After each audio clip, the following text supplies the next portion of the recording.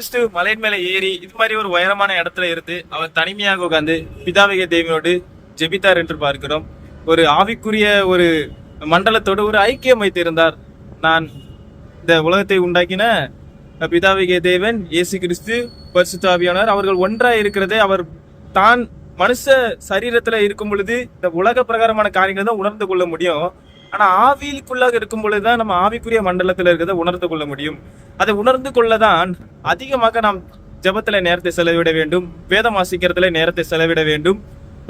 பிதாவிக தேவனோடு நாம் அந்த கனெக்ஷன்ல தொடர்புல இருக்கிறதை நாம் எப்பொழுதும் லைவாக நாம் அதை நாம் கவனிச்சு கொண்டே இருக்க வேண்டும். ஹல்லேலூயா. அப்போ அவருடைய திங்கிங், அவருடைய நோக்கம், அவருடைய சிந்தனை எங்க இருக்குது பாருங்க. ஹல்லேலூயா. இயேசு கிறிஸ்துடைய சிந்தனை எல்லாம் பரலோகத்தை நோக்கி இருந்தது. ஹல்லேலூயா. அப்போ நம்மளுடைய சிந்தனை இந்த உலகத்துல எங்கே எதை நோக்கி இருக்கிறது என்று யோசித்து பார்க்கலாம். இன்னைக்கு சின்ன குழந்தைங்க இருக்கிறாங்க.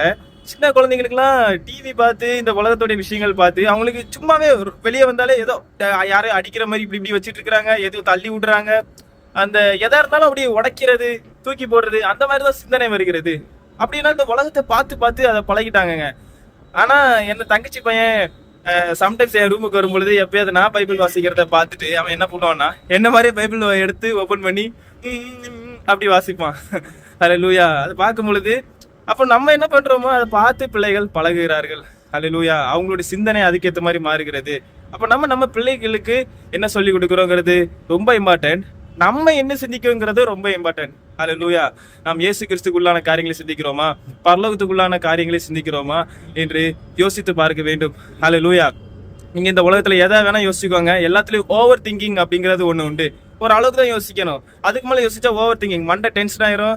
அதனால உடம்புக்கு டென்ஷன் ஏறும், ஸ்ட்ரெஸ் ஆகும், உடம்பு அன்ஹெல்த்தி ஆகும். ஆனா நீங்க இயேசு கிறிஸ்து பத்தி எவ்வளவு வேணா திங்க் பண்ணுங்க, அது அன்ஹெல்த்தி கிடையாது, அது ஹெல்த்தி. அது மட்டுமல்ல, அந்த எவ்வளவுதான் அவரை உயர்த்தினாலும் அந்த உயர்வுக்கும் மகிமைக்கும் அவர் பாத்திரர். ஹல்லேலூயா. இந்த உலகத்துல மனுஷனை உயர்த்தினா ஒரு அளவுக்கு மேல அவன் பாத்திரம் கிடையாது. இந்த நீங்க பொருட்களையோ இல்ல ஒரு பெண்ணையோ உயர்த்தினா அது பாத்திரவான்கள் கிடையாது.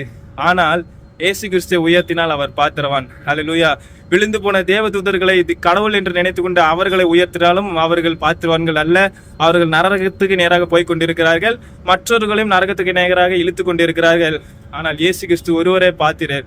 எவ்வளவு அவரை உயர்த்தினாலும், எவ்வளவுதான் நீங்க அவரை பற்றி ஓவர் திங்கிங் பண்ணாலும் அது நன்மைக்கு ஏதுவானதுதான், அது ஹெல்த்தி தான். ஹல்லேலூயா. அந்த புகழுக்கும் மகிமைக்கும் அவர் தகுதியானவர் அவர் ஒருவரே. ஹல்லேலூயா. அவரை நீங்க எவ்வளவுதான் உயர்த்தினாலும் அது தகும், அது தகுதியானது. ஹல்லேலூயா. அது உங்களுக்கு ஆரோக்கியத்தை கொண்டு வரும்.